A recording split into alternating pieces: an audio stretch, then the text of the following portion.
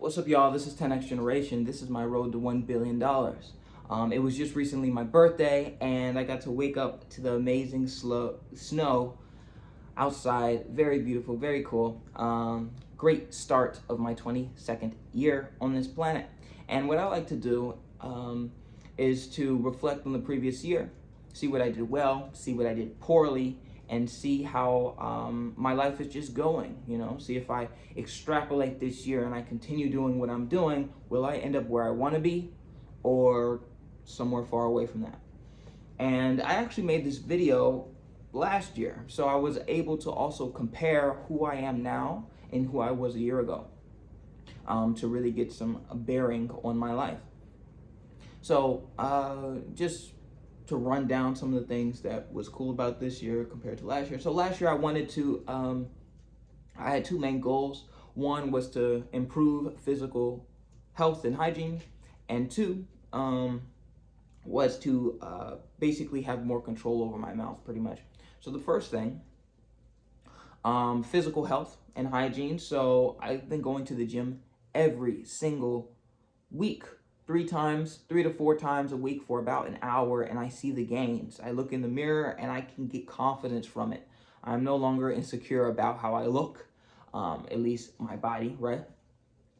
And I get an actual boost from just looking at myself at this point. And I found an amazing new habit, the gym. I actually just love going to the gym, and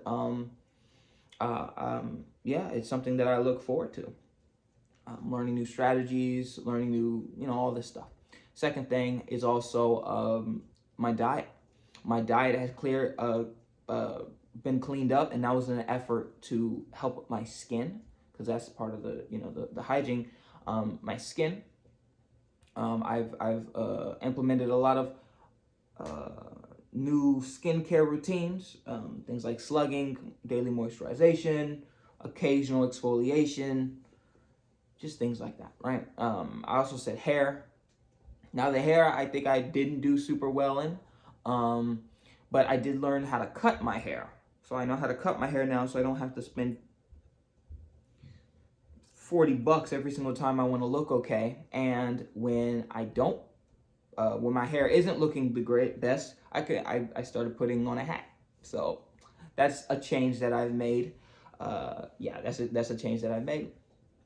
And all that's pretty cool. So all that basically sums up to the benefit of me no longer having any kind of worry of how I look when I go out, right? In addition to just the general nervousness of seeing someone, or going out somewhere. I no longer have to think about, like, oh, do I look good? Will people silently be thinking bad things? It's like, no, I don't worry about that now, because I am proud of how I look now. So that's one cool benefit. The second thing was controlling my mouth. I have I'm very opinionated, and that can make me very judgmental. When I see someone doing something incorrect, or if I see someone doing something well and I want them to do more of it, I will let that be known, and I get very passionate about it. And this can be, both good or bad. I wanted to fix that, because I can see that affecting various relationships, whether that be business, whether that be romantic, or just friendly, whatever, right? It can become a bit much. And the conclusion that I kind of came to, I don't have any physical proof of my proficiency in that, but my my thought process, or my philosophy of it is, you don't really need to tell people what they need to do or what they need to know, because 99% of the time they already know, or they know how to get it. We have these supercomputers in our pockets at all the time that's connected with every source of information on the planet. If you want to know what's wrong, you could just look it up and you will know the answers instantly. If you don't do that, or if they don't do that, you barking in their face, you getting passionate and all this riled up about about them doing it, isn't going to make a difference, because they don't actually want it that bad themselves. Of course, be there to help, but like, if they don't seem like they're listening, just stop, because they could get the answers. The answers are right in front of them. They just don't want to read it. So there's no point, right? So that's been my leading philosophy, and you know, and the proof is also in the pudding. Sometimes I'll get angry. It's like, man, they're doing this to their own life. They should not do that, and it makes me kind of angry, and that's part of the reason why I get passionate. But you know, um, sometimes not everyone is ready for a particular lesson, and or getting something too soon can actually put you off on the wrong path. Like if you try to teach somebody calculus before they learn algebra, it's just not going to work. It's just going to make everything confusing. So sometimes people aren't really ready for the lesson. So don't be pushy. Don't. Yeah, that's my guiding philosophy. And also, the proof is in the pudding. You know, if you know what you're talking about, your life will reflect that. And if you don't, your life will also reflect that. If people really want to improve themselves, they can just look, right? So there's no reason for me to be pushy about it. So that's that. But this past year has really been about uh, self-understanding. Understand what makes me tick, what makes me go. I've quieted everything around me to really understand my body and my mind. And I think I've reached a really good place right now.